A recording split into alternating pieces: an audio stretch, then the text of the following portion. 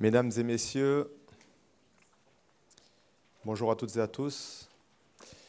Donc, je suis le président de l'Université de Nîmes, Benoît Rouag, et également, accessoirement, le président de la Fondation I2ML.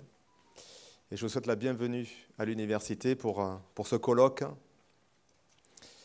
Et je suis vraiment ravi de vous accueillir dans cet auditorium qui vient d'être rénové. Il manque encore quelques finitions, mais qui nous permet de vous accueillir dans de très belles conditions. Et j'espère que vous apprécierez en tout cas de pouvoir suivre les débats, les échanges et tout ce qui sera dit aujourd'hui dans ces conditions. Je voulais juste vous dire quelques mots sur l'Université de Nîmes, pour ceux qui ne la connaissent pas. Donc, c'est une université pluridisciplinaire hors santé qui est totalement autonome, pour ceux qui se poseraient la question par rapport à Montpellier, qui compte près de 6000 étudiants et qui a des disciplines comme toutes les autres universités, en droit, psycho, sciences. Je ferai arrêter les travaux, vous inquiétez pas. Sinon, vous n'allez pas vous entendre. Sciences, arts, STAPS, etc. etc. La particularité de cette université, c'est que c'est une université unique en France, puisqu'elle a le statut d'université dite professionnalisante. Donc à l'université, on forme les étudiants pour un métier.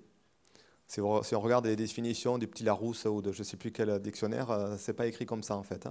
C'est l'université, c'est pour le savoir. Nous, ici, on est professionnalisant, donc les étudiants, en tout cas, on essaie de leur apporter le maximum de compétences pour qu'ils trouvent un métier par la suite. Et donc, on a à peu près un petit peu moins de 50 formations, dont la moitié sont des formations professionnalisantes et en apprentissage. À côté de ça, on a deux thématiques de recherche phares, que sont la gestion des risques et le design social. Et à l'interface entre la gestion des risques et le design social, ben en fait, il y a la problématique des seniors, puisque au travers de la fondation I2ML, ben on essaie aussi d'apporter des techniques d'aménagement, de prise en charge, etc., à partir du design social. Et c'est vrai que l'évolution de la société, le vieillissement, fait partie d'un des risques pour la société sur lesquels nous travaillons. Et donc, bien évidemment, la fondation I2ML, c'est une fondation partenariale de l'université. Donc c'est une fondation qui a son propre fonctionnement extérieur à l'université, mais qui a un fort lien avec l'université, d'où votre présence aujourd'hui. Je ne serai pas plus long, je vous souhaite en tout cas une très bonne journée. Remercier l'ensemble des contributeurs, des orateurs, remercier l'I2ML et l'ensemble de l'équipe de l'I2ML au travers de Jean-Marc Blanc pour l'organisation. Alors, on a eu une petite coupure ces 2 dernières années par rapport à la crise sanitaire. Mais en tout cas, c'est une fondation qui est extrêmement dynamique, qui essaie de travailler au mieux et au plus près des acteurs dans le domaine du vieillissement, je vais le dire comme ça. Et surtout, n'hésitez pas à nous solliciter, à les solliciter si vous avez des questions, si vous avez des projets, si vous avez des interrogations et si vous voulez, dans vos divers domaines d'activité, faire appel à l'expertise extrêmement forte de la Fondation. Monsieur le directeur, je vous cède la parole et je vous souhaite encore une fois une bonne journée. Merci. Merci, Président. Je remercie évidemment l'Université de nous accueillir et du coup de pouvoir aussi assurer au métier de l'âge que l'université n'est pas loin ni étrangère à leurs préoccupations. Ça aussi, pour nous, c'est important de aujourd'hui dire qu'aux côtés des usagers et aux côtés des professionnels, eh bien, le monde universitaire est là, en tout cas la Fondation I2ML est là. Sur juste un côté pratique, vous avez remarqué que l'amphithéâtre est tout neuf, pas encore complètement terminé. Donc il est interdit d'y manger et d'y boire, je vous le dis. Voilà, c'est une question pratique. Je dois excuser Michel Delaunay qui, pour des problèmes d'organisation, n'a pas pu être là aujourd'hui. Donc cette université, cette journée que l'on a souhaité avec beaucoup d'étudiants dans la salle, et je les en remercie, beaucoup de professionnels, c'est s'interroger sur ces futurs métiers que vous voulez faire, les métiers du care, les métiers de l'âge, et cet état d'esprit que l'on sent en ce moment, un petit peu de pénurie. Il y a une vraie pénurie, elle était encore dans les journaux il y a 2 jours en Occitanie, entre pénurie et absentéisme, c'est un petit peu compliqué. Et autant la pénurie, ça a certaines interrogations, l'absentéisme en a d'autres, effectivement. Donc on peut dire pénurie et des intérêts des métiers de l'âge. On va essayer aujourd'hui de voir comment les acteurs, tous les jours, font face et y répondent, quelles solutions ils trouvent justement pour y répondre. Pour juste vous contextualiser les choses, d'après l'enquête EHPAD, l'adresse, les EHPAD emploient, toutes professions confondues, 62,8 personnes en équivalent temps plein pour 100 places. Lorsqu'ils se limitent au personnel soignant, aides-soignants, infirmiers, ce taux d'encadrement varie de 22 postes par tranche de 100 places pour les structures privées à but lucratif jusqu'à 36,7 pour les structures publiques hospitalières. Le rapport, qui est un rapport de l'adresse, dit que le renouvellement de personnel est fréquent dans les EHPAD, 15% du personnel ayant moins d'un an d'ancienneté, ce qui est très élevé. Il s'avère difficile à gérer pour une partie de ces établissements, puisque 44% d'entre eux déclarent rencontrer des difficultés pour recruter, entraînant dans 63% des EHPAD la présence de postes non pourvus depuis plus de 6 mois. C'est particulièrement vrai dans les EHPAD du secteur privé, dont la moitié se heurte à des difficultés de recrutement. Celles-ci concernent surtout les aides-soignants, pour lesquels 16% des EHPAD ont des postes non pourvus. La situation géographique de l'établissement contribue également à la survenue de difficultés de recrutement. Près de la moitié des EHPAD implantés dans les communes isolées rencontrent ainsi des difficultés de recrutement et 15% ont des postes de médecins coordonnateurs non pourvus. Donc vous voyez, ce rapport, il a vraiment de quoi nous alerter et de quoi objectiver aujourd'hui cette pénurie. Le seul problème, c'est quoi? C'est que ce rapport, il date de 2015. Il a été publié en 2018, mais ces chiffres sont les chiffres de 2015. On est en 2022.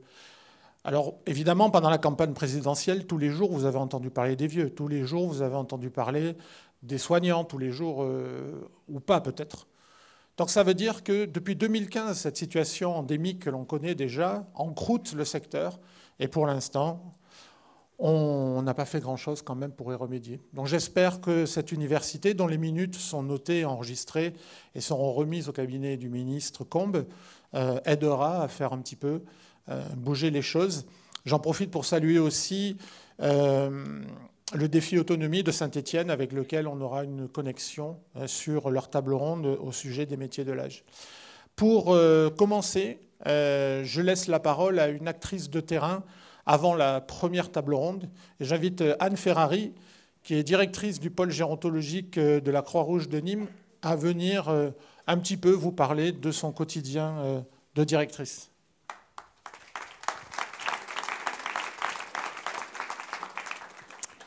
Merci. Alors, merci Jean-Marc. Jean-Marc m'a demandé de venir vous parler 5 minutes de mon quotidien de directrice. Donc, je suis directrice de 2 EHPAD, d'un SIAD, d'une ESA, d'un accueil de jour. Et ben voilà, par rapport à ce que vient d'introduire Jean-Marc, on est en plein dedans. Donc, ceux qui me connaissent un petit peu, normalement, ils savent que je vois plutôt le verre à moitié plein qu'à moitié vide. Et en ce moment, c'est un petit peu dur de voir le verre à moitié plein. Et en fait, en ce moment, je passe mon temps à présenter beaucoup d'excuses un peu à tout le monde. Parce que voilà, j'ai plus d'infirmières quasiment sur mes 2 EHPAD. J'ai plus qu'une seule infirmière en mi-temps sur à peu près 7 postes et demi. Donc, je présente des excuses aux résidents parce qu'aujourd'hui, ils voient des têtes différentes tous les jours, que le suivi médical, il n'est pas optimal. Les médecins râlent parce que tout ce qu'ils demandent qu'on fasse pour le bien-être des résidents n'est pas forcément très suivi. Là, on sort d'une période de vacances, donc je ne vous fais pas de dessin, c'est compliqué. Je m'excuse auprès des familles aussi, tous les jours, parce qu'elles viennent râler, et elles ont raison. Tous les jours, parce qu'il y a des choses qui ne sont pas faites. Le linge, il n'est pas forcément bien rangé. Voilà, la toilette, elle n'est pas forcément faite à l'heure qu'elle aurait dû. Parce que j'ai aussi des aides-soignantes qui sont surchargées de travail. J'ai plusieurs postes vacants aussi. Et je m'excuse aussi régulièrement auprès de mes collègues des services d'aide à domicile parce que pour voir mes postes d'aide-soignante, en fait, je leur pique aussi les auxiliaires de vie que derrière je vais former. ou pas. Mais en tout cas, aujourd'hui, c'est avec elle qu'on travaille aussi. Donc, en fait, on déshabille Paul pour habiller Jacques. Et ça, c'est un petit peu embêtant parce que ça veut dire que y a d'autres personnes âgées qui, elles, sont à domicile, qui aussi pâtissent de ça. Voilà, donc c'est un petit peu compliqué. Et en même temps, il y a le quotidien à mener. Il y a aussi des budgets à boucler. Le 2022 va être difficile, l'exercice 2023 encore plus. Et il faut être partout. Donc on dit toujours qu'un directeur d'EHPAD, c'est un couteau suisse. Là, en fait, on est plus magicien que couteau suisse, mais sauf qu'on n'a pas toujours les formules de magie pour que ça marche. Donc je dois dire que c'est un petit peu frustrant. Et c'est un petit peu frustrant. Enfin voilà, je pense que je parle de mon quotidien à moi, mais je pense que ça représente beaucoup ce que vivent l'ensemble de mes collègues d'EHPAD et des services d'aide à domicile aussi. En fait, boucler une journée, tous les jours, on recommence et on essaye de tout le temps trouver des solutions pour que ça marche et qu'on sauve les meubles. Et ça, c'est pas satisfaisant. Enfin, en tout cas, moi, je ne peux pas m'en satisfaire. Et à côté de ça, on essaye de mener plein d'actions pour améliorer le quotidien, sauf que j'ai l'impression de mettre des cerises sur le gâteau alors que j'ai déjà pas de gâteau. Donc voilà, c'est pas très gai, mais on essaye de trouver des solutions. Voilà, les journées comme celle-ci sont hyper importantes parce que ça nous permet aussi de prendre du recul, de se ressourcer, de voir qu'on est à peu près tous dans la même galère. Et j'en profite puisqu'il y a beaucoup d'étudiants pour vous dire qu'on fait un métier formidable. Moi, c'est un métier passion, un métier de cœur. Et que j'espère que demain, vous êtes la relève pour travailler dans nos établissements, accompagner nos personnes âgées, parce qu'on en a besoin. C'est un métier formidable de contact. Et voilà, il ne faut pas baisser les bras. Ça, c'est mon côté verre à moitié plein. Même si aujourd'hui notre quotidien est difficile, en fait, j'espère que tout ce moment qui est difficile sert à se réinventer et à réfléchir à comment on peut travailler mieux demain, mieux pour nos résidents, mieux pour nos salariés, mieux pour le confort de tous, mieux pour cette société, en fait. Voilà.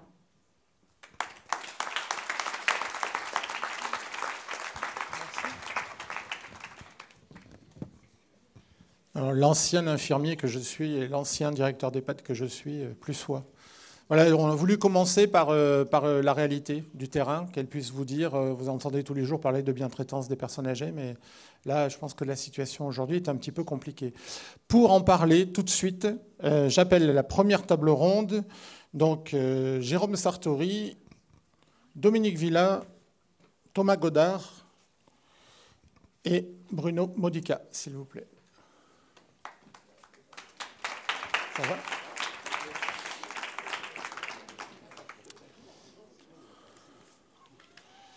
Donc Bruno Modica, directeur général d'Espace Social, président de la FNADEPA du Gard. Jérôme Sartori, qui est DRH de la clinique Pasteur à Toulouse. Dominique Villa, qui est DG de Eden, et qui se dit capitaine du vaisseau Rêve Évolution. Donc les révolutions, on aime bien ici. Et Thomas Godard, qui est délégué général de MBV Union. Donc, messieurs, on a voulu commencer cette journée avec le témoignage d'Anne. Alors, c'est peut-être un témoignage qui vous parle. Aujourd'hui, chacun dans votre secteur, quelle est la situation ? Quelle est la situation telle que vous la rencontrez ? Bruno Modica.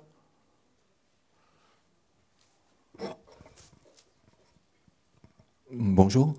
Donc Bruno Modica, je suis directeur, alors pas général, on est une petite association modeste, directeur d'une association d'aide et d'accompagnement à domicile qui est gardoise, qui s'appelle Espace Social, et président de la FNADEPA du Gard, qui est une fédération qui regroupe des directeurs, directrices d'établissements et services pour personnes âgées. Fédération dont fait partie Anne Ferrari qui vient de parler. Du coup, que dire, que répondre à ta question après son intervention, sinon qu'elle a dit à peu près tout ce qu'on ressent. En tous les cas, sur le sujet de démarrage pour lequel tu m'as demandé d'intervenir, je précise que je suis un second choix. Ce n'était pas moi qui l'avais prévu, il avait prévu le président national de la FNADEPA. Je n'ai pas beaucoup d'amour propre, donc je le prends bien. Et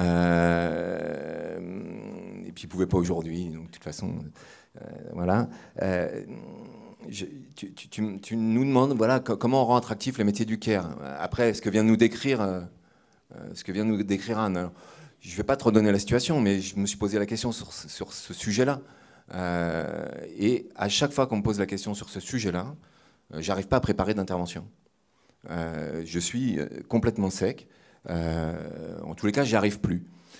Est-ce que ma question, c'est plus... Alors déjà, l'Université d'Automne, elle a cette particularité de donner la parole aux usagers, plus qu'au président. Quand il y a un président, c'est bien, mais il y a toujours... Non, mais c'est pour ça que je ne parle pas en tant que président, tu vas voir, je vais même faire un rapport avec toi. Mais au quotidien, en termes de gestion des auxiliaires de vie, est-ce que cette pénurie que Anne a décrite, par exemple, c'est quelque chose que tu rencontres? Tous les jours, on a passé l'été à appeler les gens, ce que vient de dire Anne. Donc nous, à domicile, on n'a pas... En plus, je ne savais pas qu'elle me piquait les auxiliaires. On vient de passer l'été à appeler des gens pour leur dire qu'on n'allait pas les aider à manger. Pour leur dire que ce matin, on ne pourrait pas les réveiller, on ne pourrait pas les lever. Donc oui, bien sûr, ce qu'elle dit, que te dire d'autre? C'est-à-dire que nous, on a une petite asso, ça se compte en heures dans l'aide à domicile. On fait 12 000 heures par mois, normalement entre 11 et 12 000 heures par mois. Nous n'avons pas, au mois d'août, servi 2500 heures. 2500 heures de personnes que nous aidons. Nous n'y sommes pas allés. Alors pas parce qu'on a beaucoup d'absentéisme ou parce qu'on a beaucoup de salariés qui nous ont quittés, mais parce qu'on ne trouve pas les salariés pour assurer le renouvellement naturel et du développement de notre activité et des salariés qui sont déjà en poste. Donc oui, avec d'autres mots, je partage ce que Anne vient de dire. Ok. Dominique Villa, c'est quelque chose dans l'Aisne que l'on rencontre. Alors dans l'Aisne, l'Aisne pour ceux du sud qui n'arrivent pas à situer, c'est au nord. Nord-est de Paris. En gentil. En fait, effectivement, si on a un regard général, la situation actuelle, comme elle est décrite là, elle est vécue par beaucoup de structures. Après,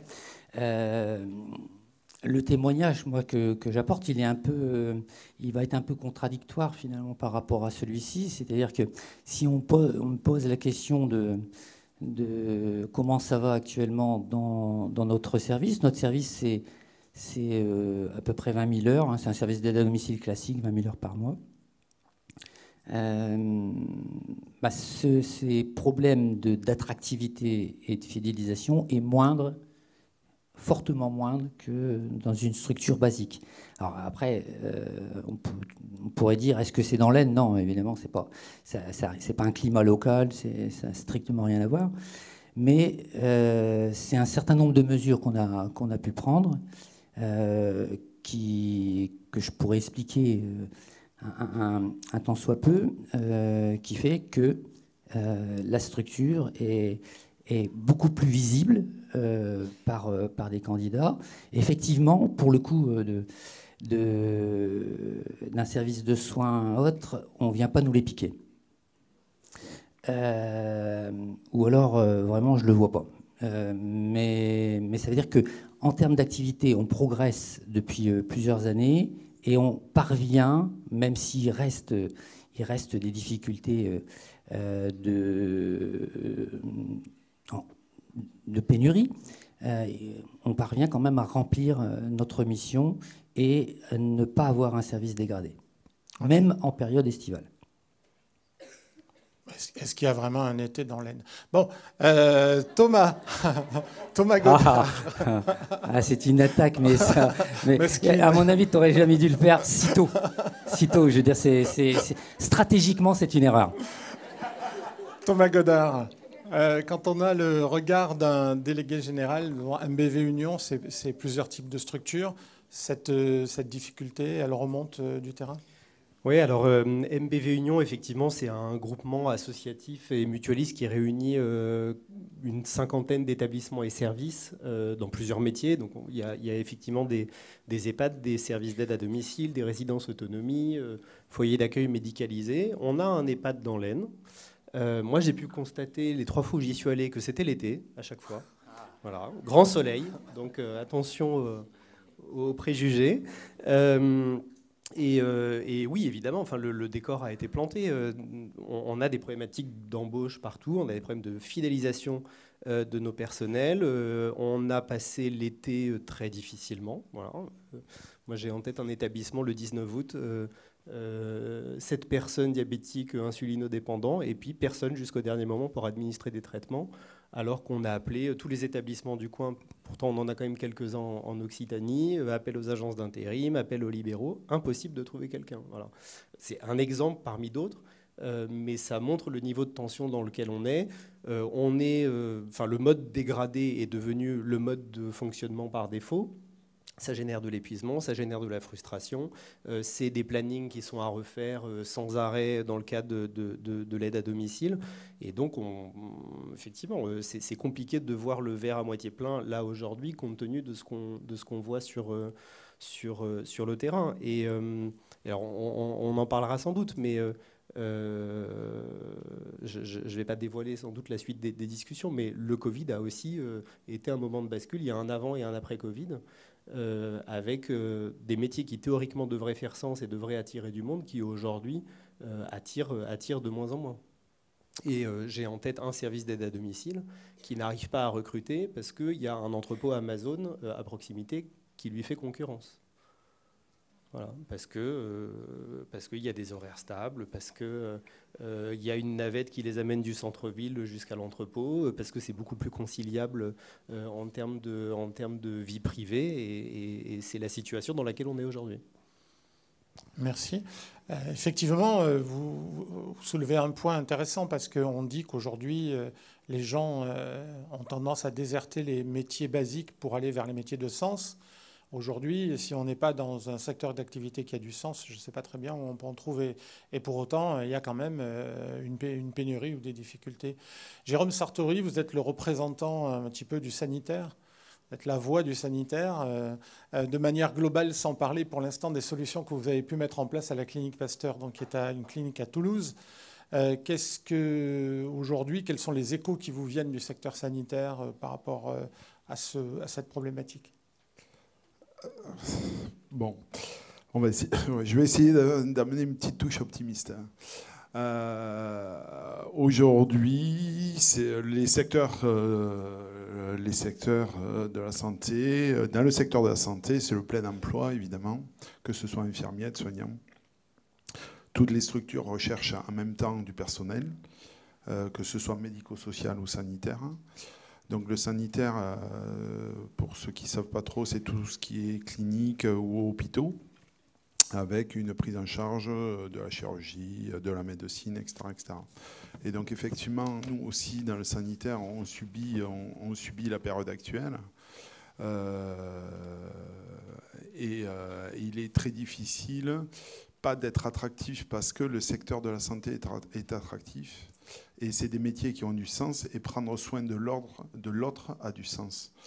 Là-dessus, il n'y a pas de difficulté. La problématique, c'est comment garder le personnel qui vient soit découvrir un métier, qui a été formé pendant 3 ans et qui découvre la réalité sociétale et professionnelle que l'on est en mesure de proposer aujourd'hui dans les établissements de santé ou médico-sociaux. Donc là-dessus, il y a les établissements ou les groupes qui ont un petit peu anticipé et qui, à un moment donné, se sont dit la fonction RH, elle ne sert pas juste à enregistrer des dossiers de candidature et enregistrer du personnel. Et puis, il y a ceux qui se sont contentés de ça. Donc, nous, à Pasteur, on a essayé de mettre l'humain depuis toujours au cœur de notre organisation. Et depuis toujours, on a essayé de mettre en place des mesures de conditions de travail, d'engagement, de communication, de transparence, qui permettent aujourd'hui de nous différencier dans l'environnement actuel. Et la différenciation, elle est essentielle aujourd'hui parce que j'ai eu la chance de faire partir du groupe des établissements pilotes à l'ANAP, qui est l'Agence nationale d'appui à la performance, où en fait on était tous là pour parler marque employeur, et j'étais le seul établissement privé, et il y avait toutes les régions représentées avec des hôpitaux. Et en fait, chaque établissement pensait que les autres étaient plus attractifs qu'eux-mêmes. C'est-à-dire que les grosses villes pensaient que Le personnel voulait aller dans les zones rurales. Les hôpitaux se disaient que finalement les salariés voulaient aller absolument dans le privé parce que c'était bien mieux rémunéré dans le privé. Le privé, nous, on pensait que le public était plus attractif, etc., etc. Et en fait, le besoin, il est tellement important qu'en fait, que vous soyez n'importe où, il y a le plein emploi partout. Voilà. Donc maintenant, la question se pose, comment attirer les talents et comment les garder ? Et là, par contre, ça fait partie des stratégies d'établissement, de savoir qu'est-ce qu'on a envie de proposer, quelles sont les conditions qu'on a envie de proposer. Mais je vous le répète une nouvelle fois, l'attractivité des métiers de la santé est là, est bien réelle. Et c'est des métiers qui ont du sens, qui permettent des épanouissements. Il y a des changements de vie avec aussi des personnes qui se tournent vers ces métiers-là pour redonner sens à leur travail, parce qu'ils en ont marre aussi d'être enfermés à faire du capital dans certaines fonctions. Et la problématique maintenant, c'est comment les attirer, les garder et les fidéliser dans nos structures.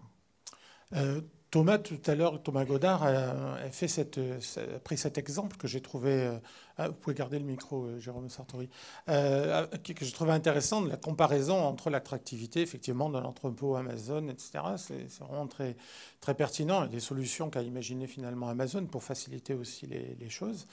Vous, Jérôme Sartori, vous me disiez que pour être dans une université, Parcoursup, c'est pas quelque chose qui a été facilitant non plus. Non, là l'État il s'est un petit peu trompé. En fait, c'est toujours pareil. À force de vouloir chercher des niveaux de diplôme universitaire, d'aller chercher des grades, etc., on s'éloigne un petit peu du sens de la profession. Il ne faut pas oublier que ce sont des professions, des formations professionnalisantes. On se retrouve aujourd'hui avec un accès aux écoles d'infirmiers par Parcoursup. Et ce qui n'était absolument pas le cas avant, il y a 30% des promotions qui ne sortent pas à l'issue des 3 ans pour les écoles d'infirmiers, notamment. 30%, ça veut dire quoi? C'est-à-dire que vu la durée moyenne de carrière qui est inférieure à 6 ans des infirmiers, si 30% des formations ne sortent pas, on est devant un problème qui malheureusement, je suis désolé, va s'aggraver dans la période à venir. Il est temps de prendre conscience qu'en fait, on ne peut pas venir occuper des places dans la santé sous prétexte de découvrir juste ce que c'est et d'abandonner une formation au bout de 3 semaines. Il y a quelques années, peut-être qu'on est de la même génération, les écoles, il y avait un concours qui était très prisé, très difficile. Il y avait une sélection à l'oral. Et je peux vous assurer que les personnes qui étaient sélectionnées pour rentrer dans les écoles, elles n'abandonnaient pas leur poste du jour au lendemain. Il n'y avait quasiment aucun arrêt. On sortait, les effectifs théoriques sortaient au bout de 3 ans. Là, aujourd'hui, comme plus personne ne doit redoubler, comme tout le monde doit avoir accès à tout, comme tout le monde recherche un grade de licence, master avec la plus grande facilité, aujourd'hui, on se retrouve dans cette situation-là. Ok, merci. Une fois le constat posé, et pour revenir au domicile, alors Dominique Villa, comment on fait pour rendre les choses attractives? Qu'est-ce que vous avez, voulu faire pour révolutionner le secteur et votre organisation, votre mode de fonctionnement? En fait, on est parti d'un principe qui est un principe qu'on entend beaucoup dans les métiers du soin, qui est l'empowerment, c'est-à-dire le fait de pouvoir laisser les personnes prendre les décisions au bon niveau. C'est ce qu'on pourrait appeler à un moment donné l'aspect de subsidiarité. Et donc, la première transformation de Rêve Évolution, et pas vieux Lution, Rêve Évolution, j'ai rien piqué ici, moi, c'était d'imaginer qu'une partie de l'attractivité et de la fidélisation passait à rendre les collaborateurs le plus, on pourrait dire, plus autonome possible. Mais ce n'est pas tout à fait ça. C'était de rendre la structure la plus autonome possible. C'est-à-dire de considérer que à tous les niveaux, il était important que le pouvoir d'agir soit un principe de base dans le management. Et en même temps, que ça ne suffisait pas. C'est-à-dire qu'on entend beaucoup maintenant parler du principe des équipes autonomes. Lancer et partir sur des idées d'autonomie des collaborateurs ne suffit pas à rendre le service suffisamment attractif ou fidèle. Donc il faut y apporter d'autres éléments, d'autres ingrédients qui vont faire finalement un peu recette, hein, comme on pourrait imaginer une recette de cuisine. Moi, je pensais hier, j'étais mangé une recette avec du colvert, avec des champignons autour. Tout ça, c'était très forestier. Et finalement, je me suis dit, mais c'est peut-être ça la recette de Rêve Évolution. Donc, ce principe-là, c'est d'imaginer des éléments de base qui viennent renforcer l'identité de la structure. Et donc, dans cette identité, il y a des notions très fortes qui sont celles de la convivialité, celles d'un certain nombre de principes ou de valeurs qui font référence entre tous les collaborateurs, avec une charte qui fait référence, dont les deux principes de base sont confiance et transparence. Ces deux éléments-là, ils sont mis à l'épreuve à chaque fois qu'on a une décision à prendre. Et ça rend aussi une logique finalement de communauté qui amène non seulement pour la plupart à vouloir y rester et en même temps à d'autres de vouloir la rejoindre. Au-delà de ça, c'est aussi rendre, quand on parle de nos métiers, on ne l'a pas encore évoqué ici, mais de la pénibilité de ces métiers et aussi des risques professionnels et donc un taux d'accidentologie qui est explosif dans l'aide et dans le soin, c'est aussi de travailler fortement sur cette réponse-là. C'est-à-dire se dire, mais finalement, comment, au-delà même de l'autonomie et de la subsidiarité, on réfléchit à la santé au travail, donc les risques pro, et en même temps à la qualité de vie au travail. Et je dirais que même quand on pense QVT, ce n'est pas encore suffisant. Mais tu disais presque tout à l'heure sur d'autres éléments, d'autres industries, voilà, d'autres entreprises, c'est plus la QVT qui tient, c'est la QVTP, c'est-à-dire le mélange de l'équilibre entre qualité de vie professionnelle et personnelle. Et donc, si on agit en même temps sur la vie pro et la vie perso, sans toucher à l'intimité de la vie personnelle, on parvient probablement à faire communauté.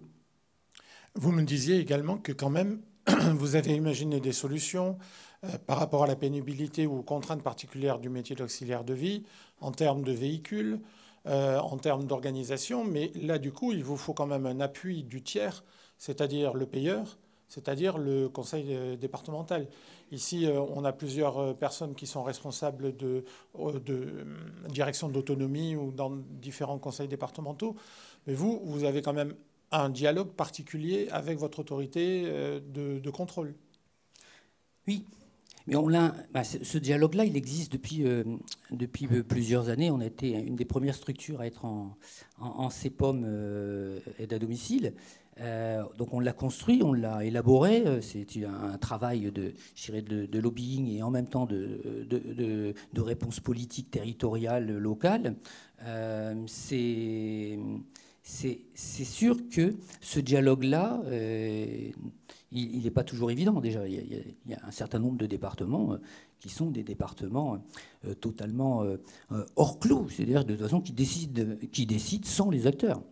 Il suffit pas très loin de l'Aisne, il y en a au moins deux, hein, par exemple. Hein, c'est la Somme et le Nord. C'est-à-dire, de toute façon, les structures d'aide à domicile de ces deux départements de toute façon, sont soumis à de telles pressions qu'il est impossible de faire correctement ça, et probablement qu'il est, pour ce que j'entends de mes collègues, pratiquement impossible même d'imaginer une réponse telle qu'on l'a mise en place. Le principe même, si on doit parler à des décideurs, à des partenaires financiers comme peut l'être un département, ou comme peut l'être un État, hein, puisque de plus en plus les départements sont aidés où la contribution vient de la CNSA. Donc, et leur budget aide à domicile est quand même fortement maintenant influencé par les politiques de la CNSA. C'est dire, mais si vous n'investissez pas maintenant, qu'est-ce que ça va être? C'est-à-dire que là, il est impensable que l'investissement ne soit pas majeur pour pouvoir ensuite apporter des pistes de transformation qui amèneront des économies.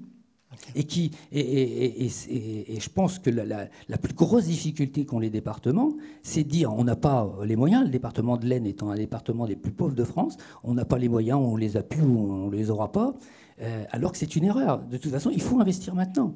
Et aider et accompagner les structures innovantes dans un modèle qui pourrait, à un moment donné, être repris par d'autres, c'est aider finalement à la réponse de finalement, est-ce que c'est un métier de sens ou pas? Est-ce que c'est un métier qui finalement pourrait ne pas aussi fragiliser les corps? Oui, c'est possible avec des réflexions qui sont amenées sur la santé au travail.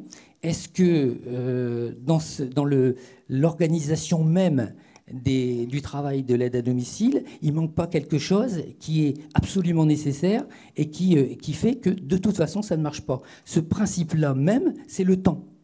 C'est-à-dire qu'on calcule l'aide à domicile sur du temps présentiel. En réalité, la vie de l'aide à domicile devrait être calculée sur du temps non présentiel. C'est-à-dire le rapport à ses collègues, la coordination qu'il y a autour du bénéficiaire. Si ce temps-là est un temps coûteux pour un département, effectivement, ils ne font pas de politique gérontologique. Et donc, moi, quand je parle au département, c'est j'ai encouragé à une politique qui soit réellement en faveur des salariés. Puisque de toute façon, la bientraitance des bénéficiaires passe par la bienveillance auprès des salariés. Et ce n'est pas le contraire en plus, hein. C'est pas le contraire. Si vous commencez par la bientraitance des bénéficiaires, eux, ils peuvent être très malveillants envers les salariés. Donc si vous commencez par les salariés, vous avez de grandes chances que ça soit un cercle vertueux plutôt qu'un cercle vicieux. Merci. Thomas Godard.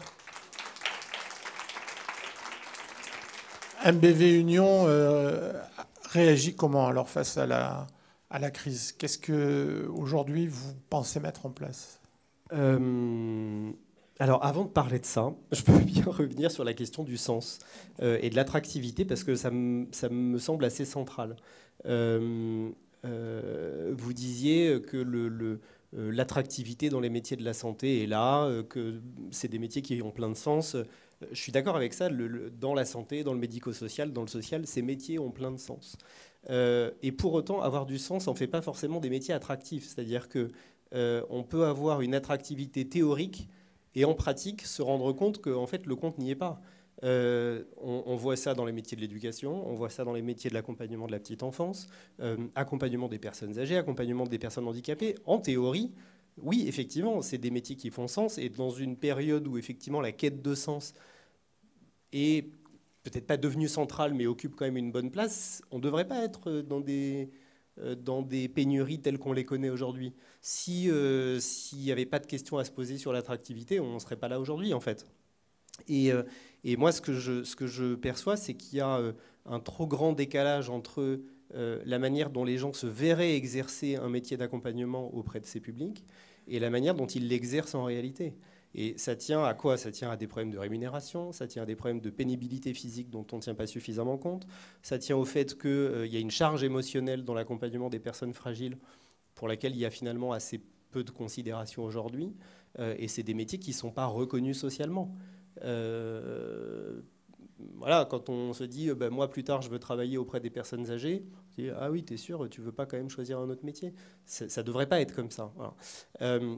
Et donc aujourd'hui, il y a une urgence à redonner du sens et à redorer, on va dire, un peu les missions de l'accompagnement, les missions du care. Et pourquoi je dis ça? Parce qu'il ne faut pas se tromper. Nous, on a des leviers chez MBV Union. Je vais en parler. Il y a quelques exemples de ce qu'on met en place pour attirer des personnes chez nous. Il y a quand même aussi un certain nombre de leviers qui ne nous appartiennent pas, sur lesquels il est urgent de jouer. C'est Alors, la rémunération, il y a eu le Ségur de la santé, les rémunérations en établissement sont plus correctes à l'entrée qu'elles ne l'étaient avant. Je pense que ça commence à ne plus être un sujet en établissement. Dans l'aide à domicile, on a toujours ce sujet-là. Sinon, Amazon ne ferait pas concurrence. Il y a le sujet ensuite de la reconnaissance en direction des métiers. Il y a je crois que c'est Jérôme Gage la semaine dernière qui citait ça en exemple. L'armée, la police nationale, l'agence du service civique est capable de faire des grandes campagnes de publicité nationale qui passent sur tous les écrans de télévision pour valoriser les métiers. On peut imaginer que ça porte un peu ses fruits. On n'a rien vu de tel dans nos métiers. Sans doute qu'on pourrait y mettre un peu d'argent. Et pour le reste, il y a effectivement des leviers qui sont possibles de notre côté. Moi, je peux vous donner quelques exemples de ce qu'on fait. Moi, je vous rejoins sur le côté équilibre vie professionnelle, vie personnelle, sur la manière de reconnaître, d'être dans une logique d'empowerment et de responsabiliser les équipes. Je pense que pendant très longtemps, justement parce qu'on pensait que le sens était une évidence, on ne s'est pas forcément questionné sur les pratiques de management dans nos institutions, sur l'attention portée justement à la vie personnelle de nos salariés. On s'est dit l'attention était entièrement tournée vers nos bénéficiaires, vers nos résidents, vers les personnes accompagnées à domicile. Et on s'est sans doute assez peu intéressé, et ça c'est général, alors je m'excuse s'il y a des responsables de structures dans la salle qui font des choses très bien. J'ai compris qu'à la clinique Pasteur, par exemple, depuis quelques années maintenant, vous aviez vraiment pris ce sujet à bras-le-corps, mais en réalité, effectivement, la direction des ressources humaines, c'était une direction de gestion du personnel, et on s'occupait assez peu de management et de qualité de vie au travail. Et donc aujourd'hui, je pense que nos leviers, ils sont principalement là-dessus, à défaut de pouvoir agir sur le reste que je citais juste avant. Et donc, par exemple, sur l'équilibre vie pro-vie perso, il y a quelques temps, on a des équipes d'aides-soignantes en établissement qui sont passées de 7 heures en poste à 13 heures, 7 heures d'amplitude à 13 heures d'amplitude. Pourquoi ? Parce que ça leur permettait, en concentrant les heures travaillées sur une seule et même journée, de se ménager des temps de relâchement, des week-ends plus prolongés, et donc de mieux concilier ça avec leur vie personnelle. Et aujourd'hui, elles trouvent que 13 heures d'amplitude, c'est un peu trop. Et là, l'idée, c'est de leur permettre de rediscuter de ça, de se mettre ensemble, de se mettre d'accord, de discuter avec leurs collègues qui s'occupent de la nuit. Parce qu'évidemment, si elles s'arrêtent à 20h au lieu de s'arrêter à 21h, ça veut dire que celles qui interviennent de nuit devront prendre leur poste plus tôt. Et donc, on ouvre ces espaces de discussion de manière à ce qu'elles puissent être actrices un peu de leur temps de travail et dans une recherche de meilleur équilibre. Deuxième exemple, on a, nous, un concept d'accompagnement chez MBV Union qui s'appelle Vita et Clémentia, qu'on pourrait comparer à la méthode Montessori ou à la méthode d'Humanitude, même si évidemment il y a des différences. Là, on est en train de réactiver notre centre de formation parce qu'on part du principe que c'est bien d'afficher des valeurs et déclamer on va dire une volonté en termes de qualité d'accompagnement de nos résidents, parce qu'on joue sur le sens justement pour nos salariés. Pour autant, depuis 2 ans et demi, ils n'en ont pas trop vu la couleur de ce sens dans l'accompagnement, parce que le Covid, où on a fermé nos établissements alors que c'était des établissements qui étaient ouverts, parce que beaucoup de turnover et donc des personnes qui rentrent et qui n'ont pas du tout été acclimatées à la culture de l'entreprise. Et donc on s'est dit qu'on devait agir là-dessus, donc on relance un centre de formation, l'idée étant d'y faire passer tous nos personnels pour leur dire comment nous on pense qu'il faut accompagner les personnes âgées dans nos établissements. Ok, merci. Jérôme Sartori, vous me disiez que chez vous, à la clinique Pasteur, ça peut commencer autour d'un barbecue et après, ça peut continuer dans une politique de transparence quasiment totale dans la relation avec les salariés. J'ai dit barbecue. Ouais, pendant les recrutements. Ouais. Non, mais en fait... La question qui se pose dans le contexte actuel, et on se l'est posée il y a quelque temps, pour ceux qui ne connaissent pas Toulouse, vous avez l'un des plus gros CHU de France, vous avez les 4 plus grosses cliniques françaises quasiment qui sont là. Donc vous avez du public avec un très haut niveau de qualité, du privé avec un très haut niveau de qualité. Et la question, c'est pourquoi ils viendraient à la Clinique Pasteur et pourquoi ils n'iraient pas au CHU et pourquoi ils n'iraient pas chez les autres. Et je vous parle, évidemment, il y a tout le maillage médico-social tout autour. Donc, fort de ce constat, derrière, il faut convaincre les candidats, les salariés, qu'à la Clinique Pasteur, c'est mieux qu'ailleurs. D'accord ? Tout simplement. Pour les convaincre, il ne suffit pas du jour au lendemain de dire tiens, je vais faire du marketing sur la QVT, comme c'est un peu le cas en ce moment dans pas mal de boîtes, et on va s'inventer une image QVT, et où vous allez avoir un affichage extérieur attractif, et en interne, vous allez avoir tous les salariés qui se demandent de quoi ils parlent, en fait. Hein, on n'a pas vu la direction depuis plus d'1 an et demi, on n'a pas de réunion, on ne comprend pas nos évolutions, etc., etc. Donc, ce qui est essentiel, avant de parler de qualité de vie au travail, premièrement, c'est d'avoir construit en interne des relations avec ses salariés qui permettent quand même, après un affichage extérieur, et qu'il n'y ait pas une décorrélation entre ce que je souhaiterais être et ce que je suis au quotidien. Ne jamais oublier que les premiers ambassadeurs dans le recrutement, ce sont vos propres salariés. Et ça, je pense qu'il faut pas l'oublier. Donc, par rapport à ça, effectivement, lorsqu'on se déplace dans les instituts, lorsqu'on fait du job dating, ce qui a été le cas encore cette année, en fait, moi, je ne parle quasiment pas de salaire. Alors, c'est un élément très important, mais je crois qu'aujourd'hui, avant de parler de rémunération, la première question, c'est quel employeur nous sommes. Voilà. Qu'est-ce que nous, on propose? Quelle est la relation qu'on va avoir avec vous au quotidien? Quelles sont nos valeurs? Quel est l'engagement RSE, donc responsabilité sociétale et environnementale, on prône sur l'établissement? Comment vous allez être considéré, managé? Comment vous allez intégrer la clinique? Qu'est-ce qui se passe? Voilà. Et donc, ça fait. C'est vrai qu'on a une écoute active par rapport à ça, parce que les autres arrivent avec. On propose du 12 heures et vous êtes payé 2000 balles, mais ça ne suffit pas aujourd'hui. La rémunération, c'est un élément important, personne ne discute là-dessus. Mais quand vous pouvez avoir un rythme régulier de conditions de travail, quand vous avez les moyens de travailler, quand vous avez des heures fixes, quand vous êtes sûr d'avoir des remplaçants, quand vous avez des maladies, quand vous êtes sûr d'avoir vos congés payés, etc., etc., ça fait la différence. Et donc, pareil, cette année, bon, c'était pas un barbecue, c'était une petite soirée festive. Le job dating, on s'est dit, il faut faire quelque chose qui nous ressemble. Donc, en fait, on a fait un job dating bodega. Et en fait, on a fait un esprit bodega. Et en fait, les étudiants sont venus discuter avec nos salariés. Nous, on s'est complètement effacés. En fait, c'est nos salariés qui ont été naturellement ambassadeurs du recrutement.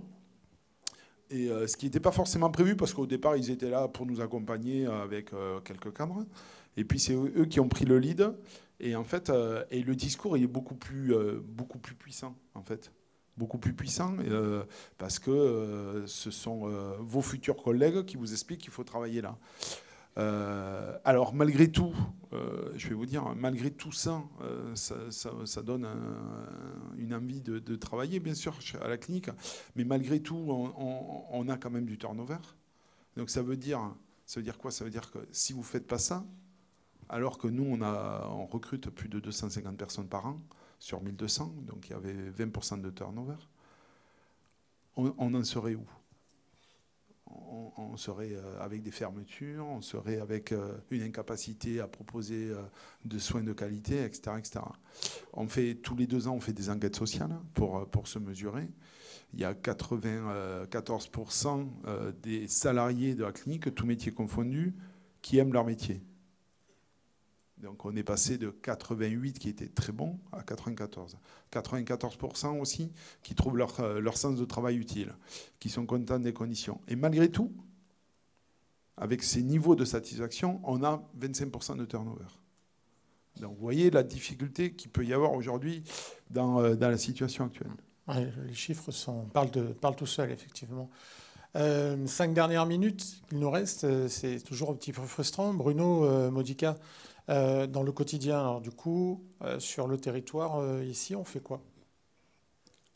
J'en sais rien, mais Merci. Je suis très intéressé par ce que vous racontez, mais excusez-moi, aujourd'hui, ce n'est pas des questions de management, le problème. Que le management soit un élément clé de nos fonctions. Que le management, ce soit notre quotidien, le cœur de notre métier, au moins pour fidéliser les gens qui sont encore là.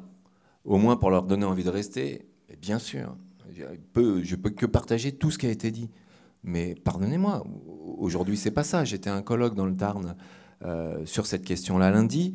Pôle emploi nous raconte, chiffré sur le Tarn, 3000 salariés, 3000 demandeurs d'emploi, par contre, qui annoncent vouloir travailler dans les métiers de la santé. 80% d'entre eux travaillent avec un roulement. Donc, le problème, c'est 20%. Ces 20%-là sont des gens qui n'ont pas de projet professionnel, qui sont chômeurs de longue durée, qui ne viendront pas chez nous. Tous les autres sont déjà en poste. Tous les autres sont déjà là. Et on n'a personne en face à chaque fois qu'on me pose une offre. Quelles que soient les techniques de management, de marque, de CID, etc., Vita Clementia, équipe autonome, machin, patati, on voit bien aujourd'hui qu'il y a les gens n'arrivent pas. Pôle emploi, combien d'entre nous cet été avons posé des offres d'emploi et Pôle emploi nous appelant en disant « Je suis désolé, j'ai aucun CV à vous envoyer ». Alors avant, on râlait contre eux, maintenant on râle même plus contre eux, ils sont pour rien. On est à une autre mesure, et si on le résume, qu'il y a une question de management, c'est faire fi aussi du travail que nos structures font depuis longtemps. Et là, par contre, je m'inscris, on s'en fout d'ailleurs, je ne suis pas d'accord, mais je ne suis pas d'accord avec une question. Ça fait longtemps qu'on se préoccupe de management dans le secteur. Moi, ça fait 22 ans que j'en fais partie, que je suis dans ce travail-là. Ça fait 22 ans que tous les ans, il y a des nouveautés sur ces questions-là, des colloques, des avances, des sens. Il y a 12 ans, Jean-Marc, tu te souviens, l'ARACT. Il y a 12 ans, l'ARACT nous demande, Agence régionale de l'amélioration des conditions de travail, trouve qu'il y a trop de turnover dans les métiers du grand âge. Donc ils organisent un grand raout à Montpellier en nous disant si vous améliorez les conditions de travail, vos techniques de management, vous allez mieux traiter les salariés, vous allez mieux traiter la question de la qualité de vie au travail, ça ne s'appelait pas comme ça à l'époque, mais peu importe. Et donc du coup, il n'y aura pas de turnover. Du coup, les gens vont rester. Donc, ils avaient demandé à quelques structures de participer. Il y avait Jean-Marc qui dirigeait à l'époque un EHPAD à Garance. Donc, et puis moi qui dirigeais la petite association. Et le point de départ, c'est vous améliorez les conditions de travail, tout le monde ira bien et il n'y aura plus de problème sur le recrutement. C'était des choses qu'on réfléchissait. C'était l'époque où toi, tu avais fabriqué ta backroom au 5 Sens. Avec des trucs de massage, de soins des personnes, etc. Ça marchait. Ouais, et moi, je m'interrogeais parce que j'avais une salariée, Françoise, une des plus anciennes salariées de l'association, qui était là depuis les années 90, et Paulette, qui n'arrêtait pas de m'engueuler. Paulette, c'était la personne qui l'aidait. Elles n'arrêtaient pas de m'engueuler parce que, avant que je me mette à me soucier des conditions de travail, faire des contrats de travail, parce qu'avant, on s'en foutait un peu, les gens ils étaient aux heures effectuées, ils nous disaient qu'ils avaient fait 10 heures, on les payait 10 heures. C'est quand même assez spécialiste de l'exploitation des gens à l'époque. Et Françoise me disait, mais au moins à l'époque, elle m'appelait le soir à 8h parce qu'elle avait un problème, j'y allais. Maintenant, vous m'empêchez d'y aller parce que j'ai un contrat, parce que j'ai des plannings. Eh bien, évidemment, il ne faut pas revenir à ça. Mais on s'en était préoccupé, on avait fait attention à organiser les conditions de travail des gens, on avait fait attention à améliorer leur qualité de vie. Donc dire qu'on n'a pas traité des questions de management, je ne pense pas que ce soit vrai. Et si on pense que c'est la question de management qui va régler notre problème aujourd'hui de l'arrivée des salariés dans le secteur, eh ben aujourd'hui, ça se produit peu. En tous les cas, chez nous, on a tous des problèmes. Hein. Les EHPAD, l'hôpital, les SAD. Je parle du Gard, hein, je vais pas... Enfin, si je peux parler aussi un peu de l'Hérault, je vois mon collègue de l'Hérault là. Alors, est-ce qu'on est tous des si mauvais managers que ça? Est-ce qu'on est tous pas bienveillants, malveillants? Est-ce qu'on ne fait pas attention aux équipes, à leurs organisations, à leur qualité de vie au travail, à leur liaison entre la vie familiale et la vie privée? Je regarde Jean-Louis au fin fond des Cévennes. Val d'Égoile. Mais comment vous voulez comment vous voulez qu'il fasse quand il lui manque 10 personnes? Comment vous voulez qu'il fasse à Val d'Égoile quand il lui manque 10 personnes? Il a eu du poste été. Il y en a deux personnes qui sont installées à Val d'Égoile. Une aide-soignante, il l'a récupérée tout de suite, et une auxiliaire puéricultrice pour travailler dans son EHPAD. Il l'a récupérée. Évidemment, elle s'est rendue compte qu'elle préférait la puériculture. Elle est partie. Comment? Et il lui en manque 8. La copine au Vigan, c'est grand le Vigan. Hein. Le Vigan, c'est la capitale là-bas. La copine du Vigan, 13 postes, il lui manque. 13 postes. Et franchement, si vous connaissez l'EHPAD du Vigan, les gens, ils y sont bien. Ils y sont heureux. Ils y travaillent de manière autonome, intelligente, partagée. 13 postes, il lui manque. C'est pas que du management. Ça laisse des questions en suspens.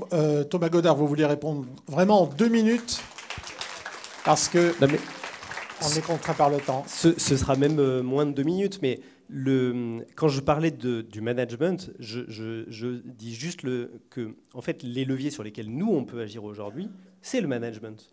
Évidemment que pour le reste, ça nous dépasse complètement. Et il y a un sujet en fait de la place qu'on donne à ces métiers-là dans la société, comment on les valorise, combien on met de postes autour de personnes âgées ou de personnes fragiles, parce que effectivement demander à des personnes de faire une toilette en 12 minutes, eh ben, on a beau trouver que ça a du sens de s'occuper de personnes âgées, en 12 minutes ça n'en a pas. C'est ça que je veux dire, c'est que nous les leviers dont on dispose aujourd'hui, c'est le management et on n'en a pas tellement d'autres, parce que les filières de formation sont vides. Oui. Je sais que je ne suis pas Jean-Pierre Izzo, mais quand même. Je suis d'accord. Notre devoir, c'est d'arriver à ce que les gens qui sont là aient envie de rester là. Et donc la question du management, elle est centrale. Mais c'est intéressant la question de la toilette. Quand je suis arrivé moi en 2003, tout le monde se scandalisait des toilettes en 12 minutes. Et aujourd'hui, vous êtes en train de le dire. Alors c'est pas vrai, il y a des EHPAD qui les font en 7 parce qu'elles ont vachement progressé. Normalement, ça fait rire, ça d'habitude. Pardon. Non, mais aujourd'hui, on les fait encore en 12, les toilettes. Le problème, on a beau avoir voulu améliorer les conditions de travail des aides-soignantes. Tant qu'on n'aura pas plus d'aides-soignantes, les conditions de travail, c'est du flanc. Et comme aujourd'hui, il manque en plus de personnel, c'est pas une blague, les 7 minutes, ou alors c'est les personnes, on n'en fait plus.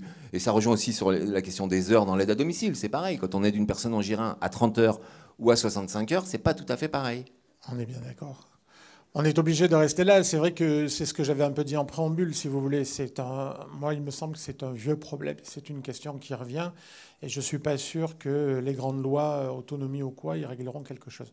Je vous remercie beaucoup. Je suis désolé, ça doit être un peu frustrant pour vous aussi. C'est une table ronde riche, mais il faut qu'on reste dans le temps. Bruno Modica, Dominique Villa, Thomas Godard, Jérôme Sartori, merci beaucoup.